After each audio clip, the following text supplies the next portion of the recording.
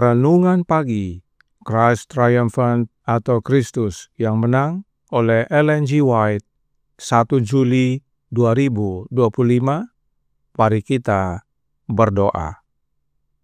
Bapa kami yang di sorga, Allah pencipta langit dan bumi, laut dan segala isinya, Allah yang maha besar, maha kuasa, sumber segalanya, yang kami sembah selalu melalui anak-Mu yang tunggal, Yesus Kristus.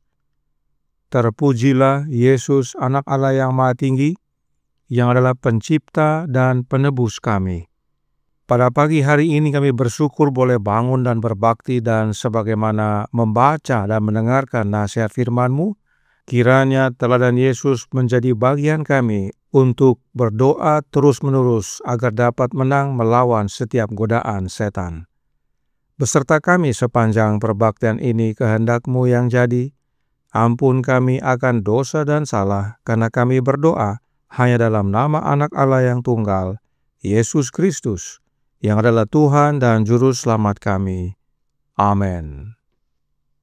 Renungan hari ini akan dibacakan oleh Saudara Abraham Andiarto. Kepada Saudara Abraham, kami persilahkan. Terima kasih. Selamat pagi. Renungan pagi kita hari Selasa tanggal 1 Juli tahun 2025 dengan judul Doa yang terus-menerus dibutuhkan untuk melawan tipu daya setan. Ayat tema diambil dari kitab Lukas pasal 4 ayat 1. Demikian firman Tuhan. Yesus yang penuh dengan Roh Kudus kembali dari sungai Yordan, lalu dibawa oleh Roh Kudus ke padang gurun. Bacaan, mengapa pada awal pelayanannya di muka umum, Kristus dibawa ke padang gurun untuk dicobai?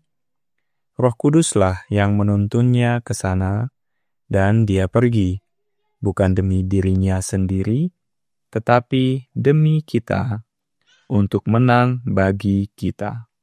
Tidak ada paksaan dalam hal itu. Dia dipimpin oleh Roh Kudus. Kemanusiaannya harus dibuktikan sebagai seseorang yang telah berusaha untuk berdiri di depan umat manusia yang telah jatuh. Kristus telah dan saat itu berada dalam keselarasan yang sempurna dengan Bapa. Ia harus diuji dan dihakimi sebagai wakil umat manusia.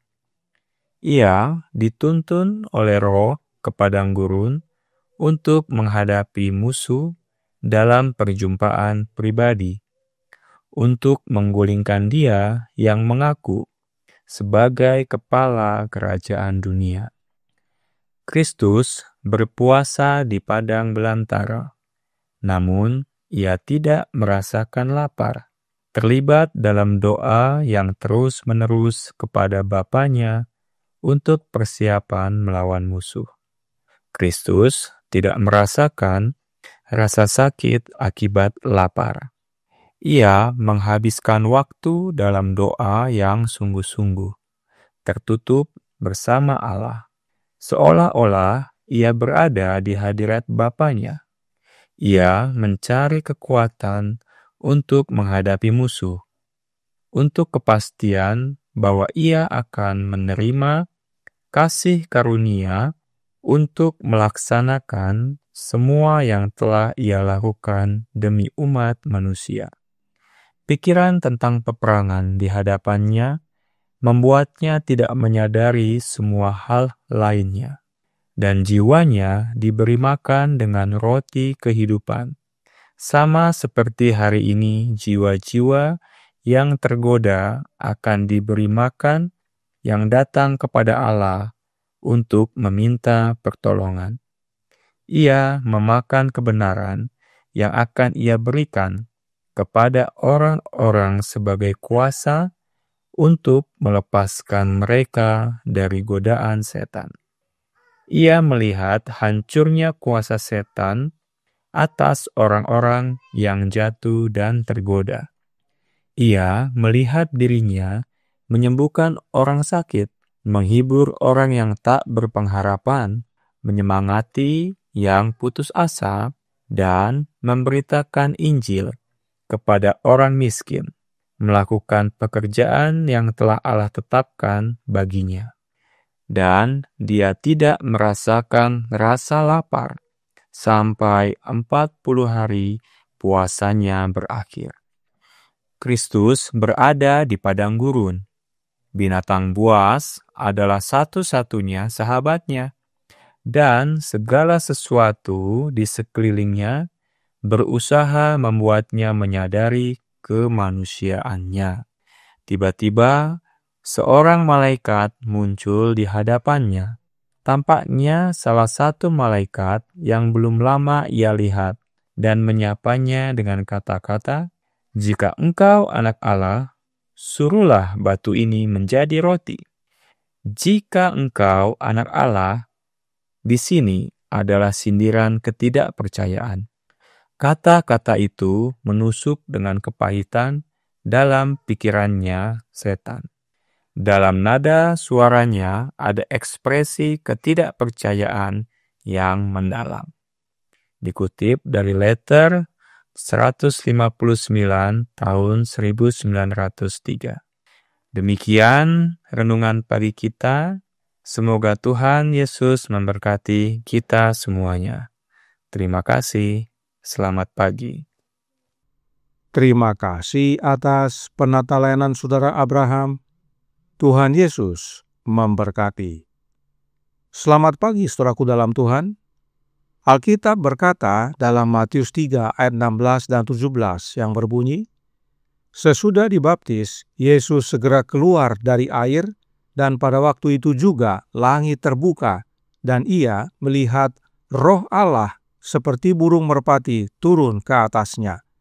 Lalu terdengarlah suara dari sorga yang mengatakan, 'Inilah anakku yang kukasihi, kepadanyalah aku berkenan.'" Nah, tentang ayat ini, Roh Nubuat berkata dalam The Spirit of Prophecy, volume 2, halaman 60, paragraf 2, yang berkata, "Belum pernah sebelumnya malaikat-malaikat mendengarkan doa seperti yang Kristus panjatkan pada saat pembaptisannya, dan mereka berusaha menjadi pembawa pesan dari Bapa kepada anaknya. Tapi tidak, langsung dari Bapa keluar terang kemuliaannya, langit dibuka, dan sinar kemuliaan berlabuh di atas anak Allah, dan dalam bentuk seekor burung merpati tampak seperti emas yang dipoles. Bentuk seperti burung merpati adalah simbol dari penurutan dan kelembutan Kristus.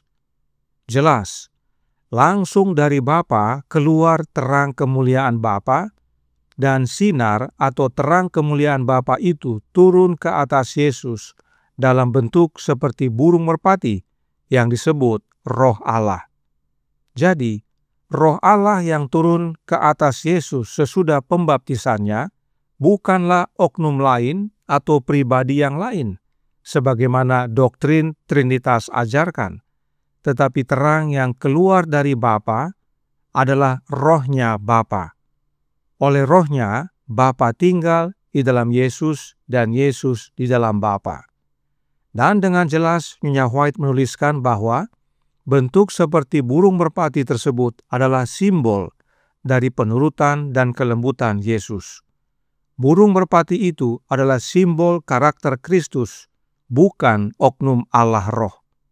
Kita baca satu lagi penjelasan roh nubuat dalam manuskrip 155 tahun 1902, paragraf 35 yang berbunyi, Bapa sendiri yang menjawab permohonan anaknya, langsung dari tahta mengeluarkan sinar kemuliaannya. Langit terbuka, dan di atas kepala juru selamat turun seekor burung merpati emas yang mengilap, lambangnya yang tepat, yang lemah lembut dan rendah hati. Terang sorgawi mengelilingi anak manusia, dan dari sorga tertinggi terdengar kata-kata, inilah anakku yang kukasihi, kepadanyalah aku berkenan. Ayat 16 dan 17. Sangat jelas. Doa Yesus, Bapa sendiri yang langsung jawab, yaitu dengan mengeluarkan sinar kemuliaannya yang adalah rohnya Bapa, yang turun ke atas Yesus seperti burung merpati, yang adalah lambang yang tepat untuk karakter Kristus yang lemah lembut dan rendah hati. Inilah proses pengurapan Yesus. Bapa urapi anaknya dengan mengaruniakan rohnya dengan tanpa batas. Baca Yohanes 3 ayat 34. Itu sebabnya Roh Nubuat berkata dalam The Youth Instructor tanggal 21 Desember tahun 1869 paragraf 4 yang berbunyi, kuasa yang ada padanya, yaitu yang ada pada Yesus, datang langsung dari Bapa, dan ia tidak boleh menggunakannya untuk kepentingannya sendiri. Dengan puasa yang panjang itu, terjalinlah dalam pengalamannya suatu kekuatan dan kuasa yang hanya dapat diberikan oleh Allah. Kuasa yang datang dari Bapa itu turun ke atas Yesus, menaungi Yesus dalam bentuk seperti burung merpati. Itulah roh Bapa yang keluar dari Bapa, yang adalah kuasa dari Bapa yang dikaruniakan kepada anaknya. Mengapa kita perlu pahami kebenaran sejati ini? Supaya kita memahami apa yang dimaksudkan oleh renungan hari ini. Christ Triumphant, halaman 189 paragraf 2 berkata, mengapa pada awal pelayanannya di muka umum, Kristus dibawa ke padang gurun untuk dicobai? Roh Kuduslah yang menuntunnya ke sana, dan dia pergi bukan demi dirinya sendiri, tetapi demi kita, untuk menang bagi kita. Tidak ada paksaan dalam hal itu. Dia dipimpin oleh Roh Kudus. Kemanusiaannya harus dibuktikan sebagai seseorang yang telah berusaha untuk berdiri di depan umat manusia yang telah jatuh. Roh Kudus yang menuntun Yesus ke padang gurun untuk dicobai. Dan Roh Kudus yang dimaksudkan bukanlah oknum lain, tetapi rohnya Bapa itu sendiri yang turun menaungi Yesus setelah pembaptisannya. Dan roh itu adalah wujud kehadiran.